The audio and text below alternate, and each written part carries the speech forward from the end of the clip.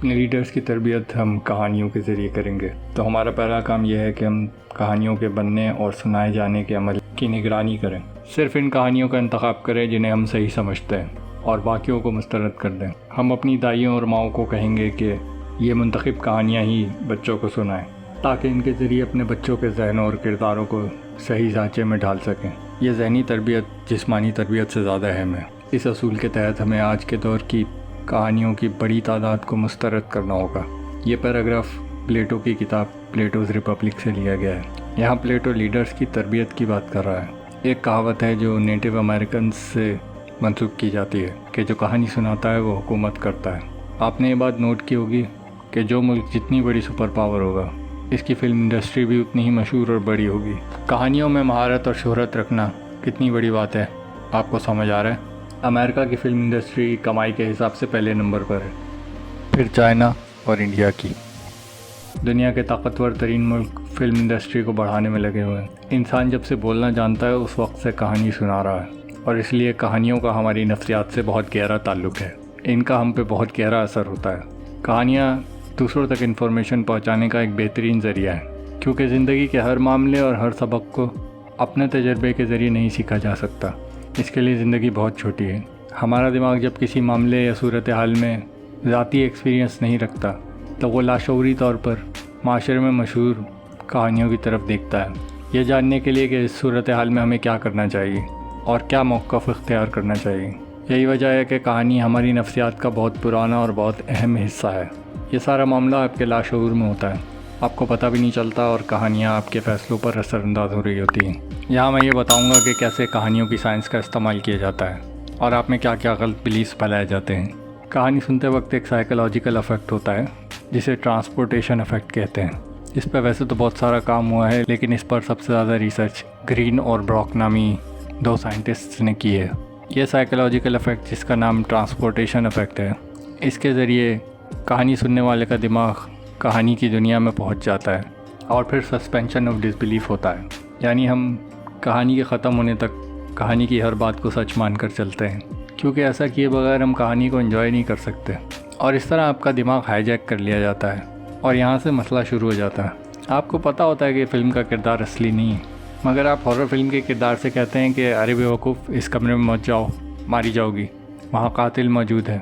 आप इन किरदारों के साथ डरते भी हैं, उदास भी होते हैं और खुश भी होते हैं। आप कहानी को सच मान रहे होते हैं और इस वजह से कहानी आपके बिलीफ्स या एतक़ादात पर असरअंदाज हो रही होती है। माशरे के ताकतवर लोग आपको अपनी मर्ज़ी की कहानियाँ सुनाते हैं और अपनी मर्ज़ी के बिलीफ्स क्रिएट करते हैं। ज़ाहिरी बात है कि इसमें सबसे बड़ा किरदार फ़िल्मों, टीवी सीरीज़ और मीडिया चैनल्स का है। इस पर मैं 2 और वीडियोस बना चुका हूँ। कहानियों के ज़रिए ये लोग इंसानियत की बड़ी तादाद की तवज्जो हासिल करते हैं और अपनी मर्ज़ी के पैगामात उनके सर में भर देते हैं। ताकत का बड़ा हिस्सा लोगों का एतक़ाद या उनका बिलीफ ही होता है। लोग क्या मानते हैं, इसी पर ताकत टिकी हुई होती है और इसीलिए फ़िल्म इंडस्ट्री पर इतनी मेहनत की जाती है।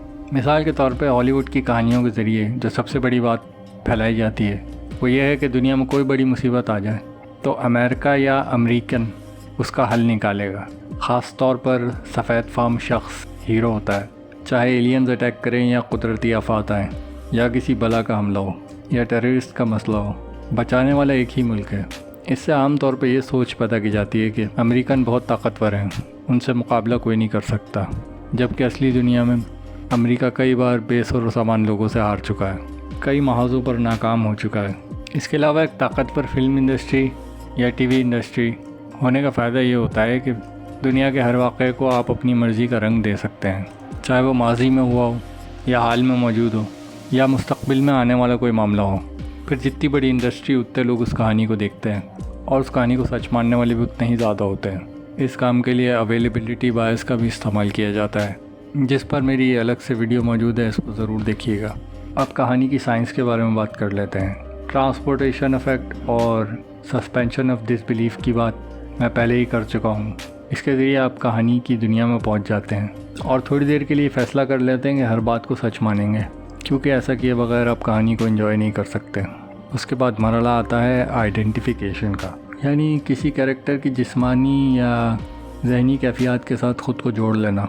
ये समझ लेना कि जो उसके साथ हो रहा है वो आपके साथ भी हो रहा है। ऐसा इसलिए होता है क्योंकि हमारे दिमागों में हमदर्दी का सिस्टम लगा हुआ है जो मिरर न्यूरॉन्स पे चलता है। जब कहानी के किरदार उदास हों तो हम भी उदास हो जाते हैं, जब वो खुश होते हैं तो हम भी खुश हो जाते हैं। अब मसला यहाँ पेश आता है कि जब वो गैर अखलाकी काम पे खुश होंगे तो आप भी खुश होते हैं, और अगर वो किसी अच्छे काम पे नाराज़ हो रहे हैं तो आप भी नाराज़ होंगे।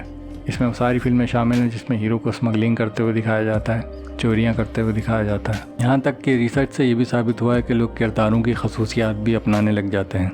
दूसरे नंबर पे आता है पैरासोशल रिलेशनशिप्स। मैंने भी आइडेंटिफिकेशन का जिक्र किया है। इसका ये नतीजा निकलता है कि हमारा दिमाग कहानी के तमाम फर्जी किरदारों के साथ रिश्ता बना लेता है, जिसे पैरासोशल रिलेशनशिप कहते हैं, क्योंकि हमारा दिमाग उन किरदारों के साथ मुख्तलिफ इमोशंस से गुजर चुका होता है। ये सब के साथ होता है। रिसर्च से साबित हुआ है कि फर्जी किरदारों के साथ बनाई हुई पैरासोशल रिलेशनशिप्स आपको असली रिश्तों की तरह खुश भी रख सकती हैं और तन्हाई का इलाज भी कर सकती हैं। इससे बड़ी बात यह है कि जब आप टीवी सीरियल या मूवी के एक्टर्स को देखते हैं, आपके सामने एक्टर्स नहीं बल्कि कहानी का वो किरदार होता है जिसके साथ आप ज़हनी तौर पे एक रिश्ता बना चुके हैं। इस तस्वीर को देखें। इसको देखकर आपके दिमाग में वो इमोशंस चल पड़ते हैं जो आपने हलीमा सुल्ताना के साथ जोड़ रखे हैं, जो कि अर्तुगरुल गाज़ी का एक कैरेक्टर है। आपके दिमाग का इमोशंस वाला हिस्सा कहता है कि ये हलीमा सुल्ताना है, हालांकि लॉजिकली आप जानते हैं कि ये इसरा बिल्चिक है। आपका लाशऊर जो रिलेशनशिप हलीमा सुल्तान के साथ बना चुका है, वो रिलेशनशिप इस शक्ल के साथ जुड़ चुकी है और आपके दिमाग के इमोशनल हिस्से में सेफ है और आपकी याददाश्त का हिस्सा है।